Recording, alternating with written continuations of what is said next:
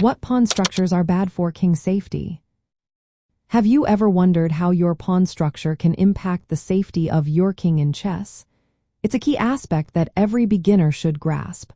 Let's break down some pawn structures that can put your king in danger. First, let's talk about backward pawns. A backward pawn is one that is behind its neighboring pawns and cannot move forward without risk. If you have a backward pawn in front of your king, it can create weak squares around your king's position. This makes it easier for your opponent to launch an attack. For example, if your pawn on the e-file is backward, it can open lines for your opponent's rooks or queens to threaten your king. Next, consider pawn moves that create holes or weak squares.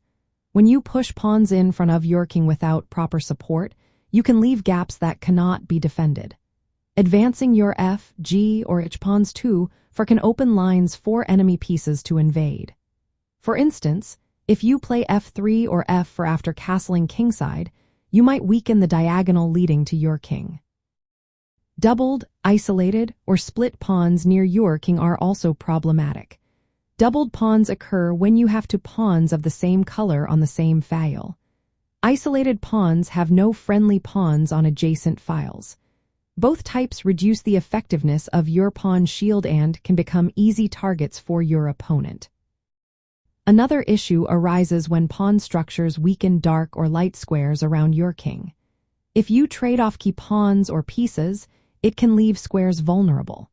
For example, losing control of dark squares near your king can allow your opponent to place pieces on those squares, increasing the risk of an attack.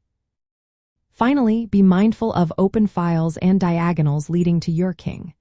When you make pawn moves that open these lines, it becomes easier for your opponent to attack with rooks, queens, or bishops. A compromised pawn structure can leave your king exposed, so always consider the safety of your king when making pawn moves.